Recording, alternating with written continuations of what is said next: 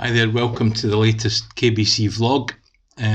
Today it's my pleasure to read to you from Glenn Scrivener's book, Reading Between the Lines. You'll see it's in the red, that means we're in the Old Testament. After a number of months in the New, we've gone back to the beginning to rediscover some of the things, some of the truths from God's Word right at the beginning of our Bibles. And we're making slow progress because there's a lot in there, and I'm really only reading from Genesis 2 verse 24 today, and you can also look up Psalm 63, but let me read you the verse from Genesis 2 where it says, "Therefore shall a man leave his father and his mother, and shall cleave unto his wife, and they shall be one flesh." You might recognise that that word cleave is a bit of a clue that I'm reading from the King James Version this morning. So I'm going to read from Glenn Scrivener's notes and just share his thoughts, because he's put a lot of work and effort into this and it's really helpful. What is it that keeps a relationship together? People might say learning your partner's love languages, time, date nights, good communication skills, good sex, never going to bed angry on an argument. The world's full of advice on what it is that keeps us together. But let's now ask the question, how do we maintain our relationship with God? And again, there's an awful lot of advice out there on that one. Devotional practices, prayer techniques, special pilgrimages, or if not pilgrimages, then conferences, good books. The church is full of advice on how we can stay close to God. Let's think about the first human marriage between Adam and Eve. Let's hear the first bit of relationship advice ever given, because it turns out to be good advice for marriage, brilliant advice for our spiritual lives. Here it is, Genesis 2:24, once again from the King James. "Therefore shall a man leave his father and his mother, and shall cleave unto his wife, and they shall be one flesh." It's a simple verse, isn't it? But did you notice how it flips on its head our assumptions? Who is it who does the leaving and the cleaving here?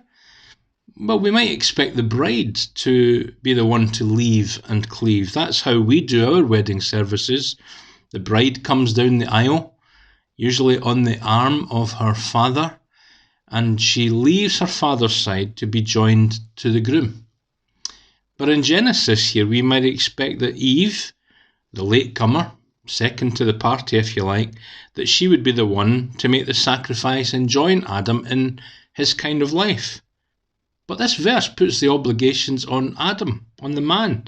He needs to leave his old family, and he needs to cleave to his wife.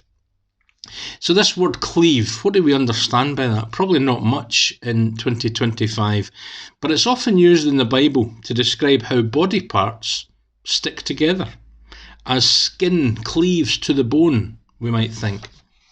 How appropriate, since Eve is bone of his bone and flesh of his flesh, now he cleaves to her like she's his own body. Well, actually she is, isn't she? And this is the uniting power of a marriage. Not a technique or a skill or a bit of advice or a couple's retreat or a best-selling paperback or some homespun wisdom. What's meant to hold a marriage together is the man's initiative. It's primarily Adam's role to cleave. It's his resolve to unite to his wife that determines the marriage. The New Testament speaks of husbands being heads of the marriage. Now that's not a priority of privilege, it's a priority of responsibility. The man especially should feel the responsibility for this relationship and its health. He's the first who should feel the burden to sacrifice, to work for the oneness of the marriage. So if you're watching this and you're a husband, perhaps you're feeling the burden of this particular teaching today. How could you ever cope? Well, how can any of us cope, whether husbands or wives, whether married or single?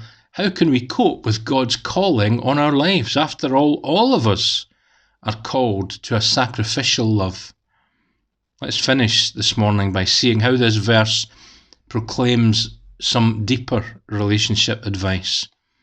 Adam and Eve are types, examples of Christ and the church, pencil sketches of the future oil painting.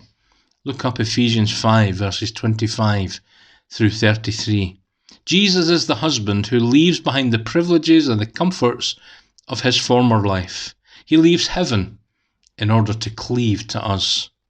And this is what undergirds our relationship.